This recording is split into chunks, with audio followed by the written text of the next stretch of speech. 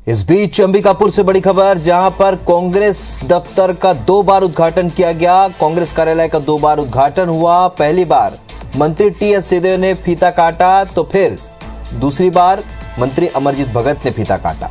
दोनों नेताओं के समर्थक भी यहां पहुंचे और कांग्रेस कार्यालय में बैठने की व्यवस्था को लेकर भी जद्दोजहद देखने को मिली।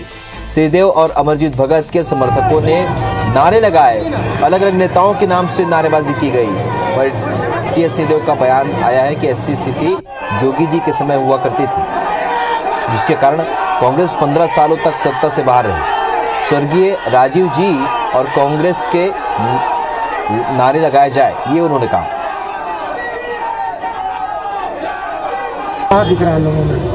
बहुत खुशी की बात है। सालों साल संगठन ऐसी व्यवस्थाओं से वंचित था और ये दशकों का हम लोग का सपना था कि एक स्थायी भवन मिलना चाहिए।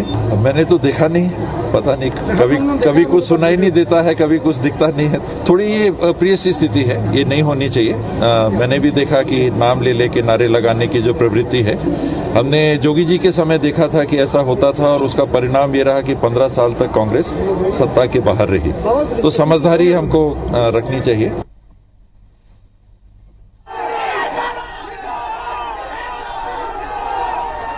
अभिषेक सोनी हमारे स्विगी फोन लाइन पर जुड़े हैं। अभिषेक, जो बात टीएस सिंहदेव ने कही, ये बात सही है कि बहुत समय बाद जब सत्ता में 15 साल बाद सत्ता में वापसी हुई है, तो कहीं ना कहीं संगठन में भी एकजुटता बेहद जरूरी है। अगर आगे संगठन में फिर एक बार जीत हासिल करनी है तो ये तमाम बातें जरूरी है, लेकिन ये हो क्या रहा है?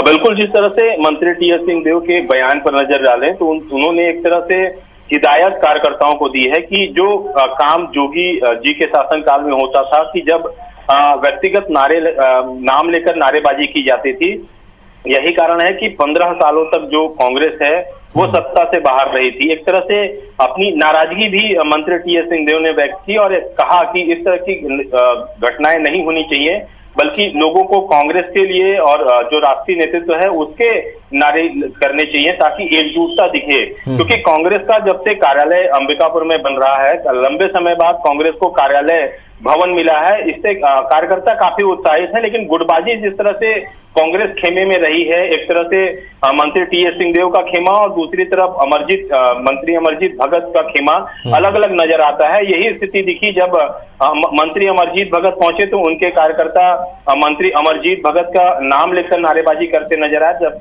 दूसरी तरफ जब मंत्री टीएस सिंहदेव पहुंचते हैं तब उनके कार्यकर्ता उनका नाम लेकर नारेबाजी करते हैं। तो इस तरह की घटनाओं को लेकर मंत्री टीएस सिंहदेव ने अपनी नाराजगी जाहिर की। दूसरी तरफ जो 2 बार फीता काटने की बात है, उसपे मंत्री टीएस सिंहदेव ने एक तरह से नकारा बात को। उन्होंने कहा कि उन्होंने न तो देखा और न ही इस तरह की कोई घटना उन्होंने सुनी है। लेकिन अमरजीत भगत से जब ये बात पूछी गई कि आखिर जरूरत क्यों पड़ी एक कार्यालय के 2 बार उद्घाटन की, तब उन्होंने कहा कि कार्यकर्ता काफी उत्साहित है, ऐसे में अगर कोई बड़ा आयोजन हो रहा है और 2 बार फीता काट दिया जाता है तो इसमें कोई भी गुटबाजी की बात नहीं है। तो एक तरह से दोनों ही नेताओं ने गुटबाजी की बात को नकारा है, लेकिन एक तरह से कार्यकर्ताओं को संदेश देने की कोशिश भी की गई है कि अगर फिर से सत्ता लानी है और कांग्रेस को एकजुट रखना है तो व्यक्तिगत नारों से परहेज करना होगा और कांग्रेस के और जो राष्ट्रीय नेतृत्व है उसके नारेबाजी करनी चाहिए। तो एक तरह से कहा जा सकता है कि जिस तरह से कांग्रेस में ये